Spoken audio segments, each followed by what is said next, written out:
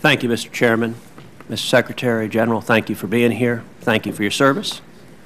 Thank you for your testimony today. Secretary Hagel, last week you stated with respect to the National Guard versus active duty military that increasing or protecting the Guard from cuts is not reasonable. And in particular, you stated that, quote, we must prioritize readiness, capability, and agility. Setting aside readiness and agility for the moment, in your judgment, is the National Guard or the reserve units truly less capable than their active duty components? Would you care to elaborate or explain your views on that? I'm sorry, they're less capable, did you say? I'm not sure I said less capable. Ready, when I talked about, well, let me go back and get the first part of your question, and I'll get to your sure. second part. I've said here a number of times this morning, Senator, the National Guard and the reserves are going to continue to be a vital part of our national security enterprise.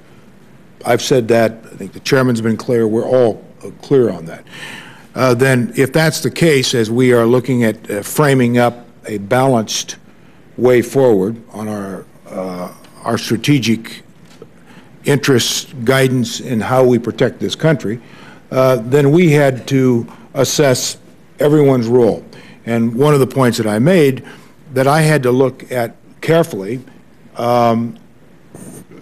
suggestions, recommendations, reductions, adaptations in every force, Air Force, Marine, across the board, which I did, at the recommendation, by the way, of our chiefs. So it wasn't done unilaterally. I noted in my testimony that in comparing the active and reserve National Guard reductions, we protect the National Guard and reserves in those reductions versus percentage of cuts to the active, whether it's aviation brigades or however way you want to apply, in whichever metric you want to apply to it. So I hope that's clear. As to the second part of your question, when you look out at the future needs and assessments and threats and challenges, the National Guard, as we know, has a couple of roles. Our active duty has but one responsibility, and that's to be active and ready and agile and go now if they need to. That isn't the case with National Guard and reserves. Not that they're not capable. They did a tremendous job in Iraq and Afghanistan. But there are different responsibilities, so we tried to balance those. I met with the Governor's Council last week on this. We've talked to governors about their responsibilities as to how they use their National Guard. So if that's some explanation to be more helpful to you, Senator, as to why the recommendations were made the way they were, that would be it. Well, thank you, Mr. Secretary. I will share my view that I certainly think both the Guard and our reserves are a critical part of our readiness and capability to defend this nation. And the first question is connected with the second question, which is that your budget proposed that the Army cut 6 brigade combat teams by 2019. That is an astounding amount of land combat power that's being proposed to be reduced. And in my view, the world has only gotten more dangerous, not less dangerous.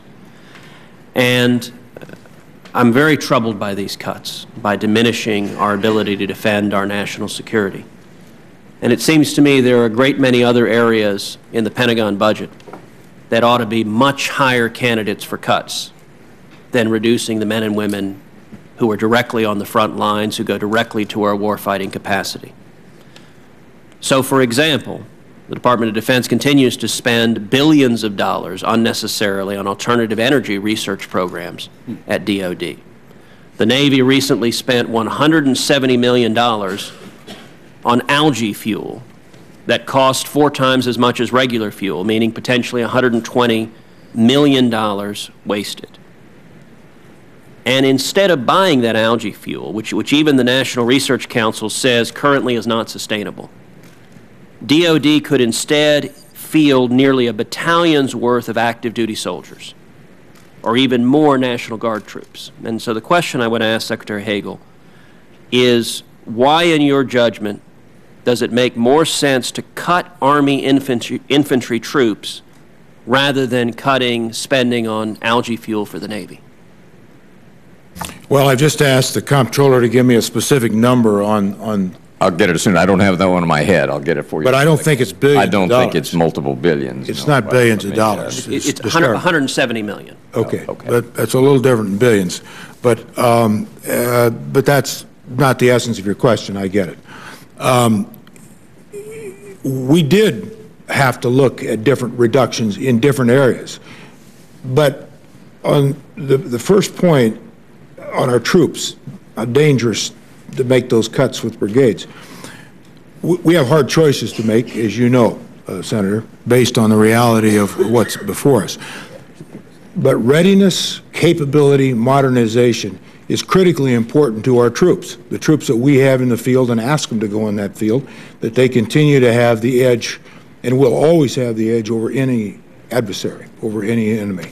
And that takes constant training. That's money, that's operations, that's all that goes into readiness. The technical edge and capability that they need to have, and we want them to have, that takes money. What goes into that, the research and the science, that takes money. So we tried to balance everything in a way here that made sense, again, to fulfill the requirements necessary to defend this country. Well, let me ask one more question because my time is expiring, but the Defense Department spent $117 million, again, nearly enough to field a battalion of Army combat power on renewable energy projects that now face major delays or cancellations. So, for example, the Air Force spent $14 million on wind turbines in Alaska, and it turns out there isn't any wind there. And so the Inspector General has recommended the Air Force to shut down the entire project altogether. And despite these problems, you mentioned a minute ago that $160 million was not billions. Well, the Army is planning on awarding $7 billion in renewable energy projects in coming years. That's real money. And it seems to me that the energy needs of our military should be derived by what is the most cost-effective and efficient energy to carry out our warfighting capacity, and we ought to be looking at cutting overhead and unnecessary programs like algae fuel rather than reducing our warfighting ability, reducing the men and women who are able to serve in the Army and defend our nation. Do you agree or disagree with We are cutting overhead. We are doing the things that you suggested, and you're right. As to the Army's billions of dollars of a commitment to a program, I don't know about that. Specifically what you're talking about, we will find out. We'll get back to you. But yes, the cheapest, most reliable, most effective energy, since we are the largest energy consumer in the world, Department of Defense, is a requirement. And we have to have the ability and the readiness and all the rest that goes with that, the access to that energy. So, no, I understand your point, and we've tried to cut where we don't need that kind of capability, or more to the point, some of it may be a bit of a luxury. But research is important, but I take your point, and we'll get back to you on the specific. Thank you, Mr. Secretary. I appreciate that. Thank you, gentlemen. Thank you, Mr. Chairman. Thank you.